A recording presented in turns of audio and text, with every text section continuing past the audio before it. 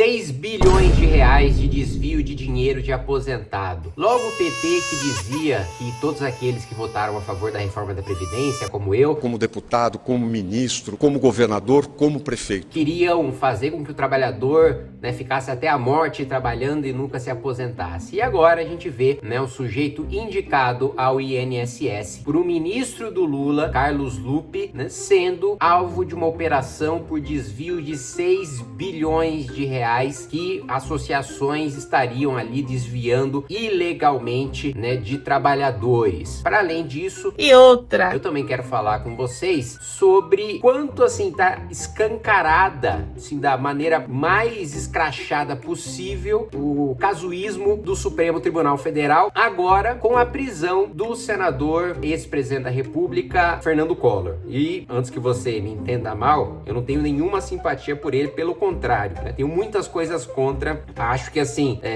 guardadas as devidas proporções, ele foi responsável pela nossa crise de 29, por gente, famílias, especialmente trabalhadores que sustentam a sua família até se suicidando, por causa do roubo institucionalizado que ele implementou no seu governo com os tais dos planos Collor, Vamos falar sobre tudo isso logo depois que você se inscrever no canal, clicar no sininho para receber as notificações, compartilhar esse vídeo, e eu quero te lembrar que nós estamos aí com a meta de bater, quanto era mesmo? 2 milhões de inscritos aí nesse ano, hein? Já estamos com mais ou menos 1.750.000, um dos maiores canais de YouTube de política do Brasil, dentre os deputados federais, sem dúvida nenhuma deve estar ali no top 5 e sempre trazendo aqui para vocês o que está acontecendo dentro da Câmara, que não é noticiado ou que é distorcido pela imprensa, os projetos que eu aprovo, que eu barro, todos aqueles projetos que vocês podem se engajar e já fizeram a diferença pra gente barrar, como foi o caso da PEC da vingança, do afrouxamento da lei de improbidade administrativa, o PL da censura. A gente teve várias lutas e nessas lutas muitas vitórias graças à mobilização de cada um de vocês e que eu busco ser essa ponte para informá-los do que está acontecendo para vocês poderem agir também. Também, para fechar,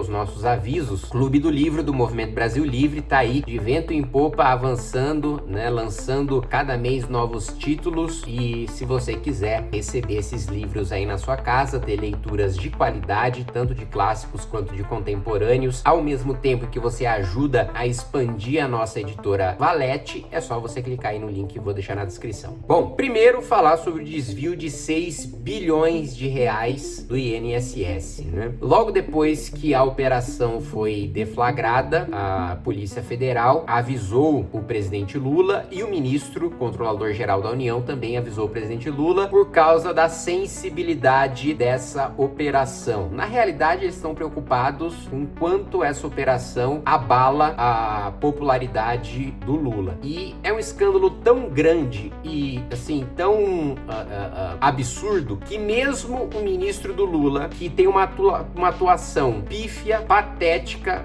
na fiscalização do dinheiro público, que é o controlador-geral da União, ministro Vinícius, salvo engano o nome dele, mesmo ele que tinha atuação em escritório de advocacia, e aí na hora dele se licenciar do escritório, ele deixa o escritório com a esposa ou com a namorada dele e acha que tá tudo bem, acha que não tem mais conflito nenhum, um escritório que atuava muitas vezes defendendo empresas que têm os seus interesses decididos pelo ministério que hoje ele controla. E esse, o cara, eu já inclusive convoquei ele na Câmara e nós tivemos um embate em razão disso.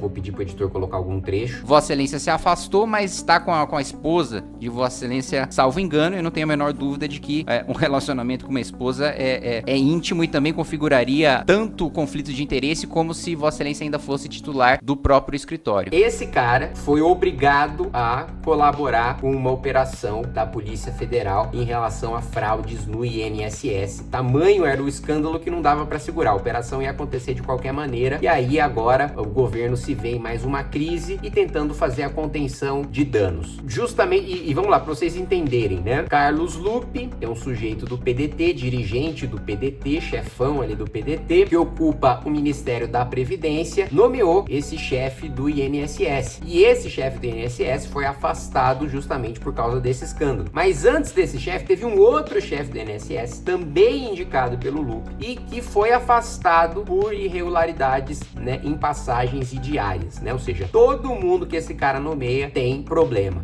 Justamente por isso que eu apresentei a convocação na comissão de fiscalização para o ministro ser obrigado a prestar esclarecimentos na comissão e, mais do que isso, ingressei também com um requerimento de fiscalização no Tribunal de Contas da União para esse escândalo não depender de investigação apenas da CGU e da PF, mas também ir ao Tribunal de Contas, que é vinculado ao Poder Legislativo, ao Congresso Nacional. Para além disso, que eu quero falar com vocês é da condenação à prisão. Está preso agora o senador Collor por causa de um escândalo da época da Lava Jato. Escândalo que todo mundo acabou sendo solto, todo mundo acabou sendo libertado aí das suas acusações por causa da tese fantasiosa de que toda a Lava Jato foi baseada num acerto feito nos bastidores entre o Ministério Público e o Judiciário, né? E aí, mesmo em casos da Lava Jato que não foram julgados por Moro ou não foram, né, não tiveram denúncias apresentadas pela força-tarefa liderada pelo Dallagnol, mesmo esses escândalos, toda a jurisprudência do Supremo foi no sentido de anular tudo, de mandar tudo começar do zero ou nem mandar começar do zero, determinar, né, declarar a prescrição, né, que é quando se passou tanto tempo sem julgar, sem que o Estado exerça o seu direito de punir o indivíduo que cometeu crimes, que o Estado perde esse direito, como exatamente como aconteceu com o Lula, né? E no caso do Lula, o prazo prescricional corre pela metade pelo fato dele ser idoso, né? Ou seja, 2 vezes mais rápido o tempo em que o Estado perde o direito de julgar e condenar e prender um idoso, como é o caso do Lula. No caso do Collor, é um caso clássico aí da Lava Jato, que envolve um escândalo da BR Distribuidora ali vinculada à Petrobras. E aí eu pergunto pra vocês, não foi tudo anulado? Não acabou tudo? Não tinha um vício insanável jurídico que impedia que qualquer caso fosse julgado no âmbito da Lava Jato? Eu não sei quais são as forças que estão envolvidas nessa condenação do Collor. Alagoas é uma terra de políticos poderosos, né? Arthur Lira, Renan Calheiros, e quem determinou aí a prisão depois aí do trânsito em julgado do caso do Collor foi o ministro Alexandre de Moraes, acompanhado ali por outros ministros que votaram pela suspeição de Moro e pela anulação da Lava Jato. Então, eu não sei qual que é a jogada, o que está acontecendo nos bastidores, quem é que está ganhando politicamente com essa prisão do Collor num caso envolvendo a BR Distribuidora. E mais uma vez reforçando, não estou fazendo nenhuma defesa do Collor aqui, eu estou apenas dizendo que é estranho que um caso do Petrolão,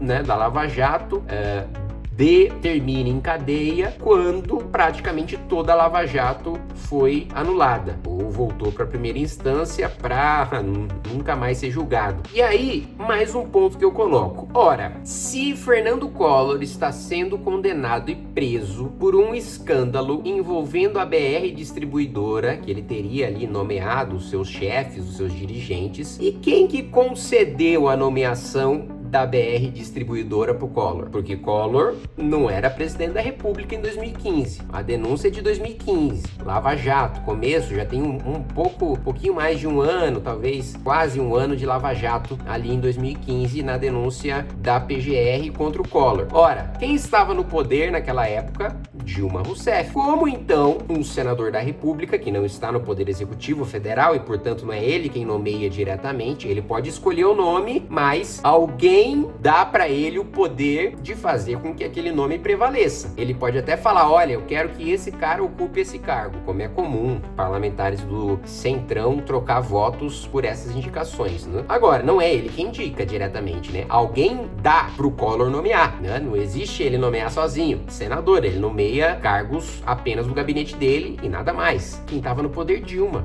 governo petista. Então, peraí, como é que a gente considera que houve escândalo, que houve desvio desvio de dinheiro público na BR Distribuidora por parte de uma indicação de um senador, mas quem de fato nomeou, quem de fato permitiu acesso a essa chave do cofre para este senador hoje preso, tá aí livre com seus direitos políticos plenos. É verdade. É o caso da Dilma, ministro de Minas e Energia da Dilma, presidente da Petrobras do governo Dilma, todo mundo ali. Diretores da Petrobras do governo Dilma, Casa Civil do governo Dilma também, por onde passam nomeações. Engraçado, né? Quem permitiu, quem estava numa hierarquia acima do escândalo pelo qual o Collor está sendo condenado e preso, não acontece nada, considera-se que não aconteceu nada, porque o processo é nulo, né? E aquilo que não está nos autos não está no mundo, dizem aí os nossos juristas. Fica aí o recado aí pra vocês. Se você é de Alagoas e sabe o que tá acontecendo, qual que é o jogo político que envolve essa prisão, eu tô curioso. Coloca aí nos comentários pra eu ler.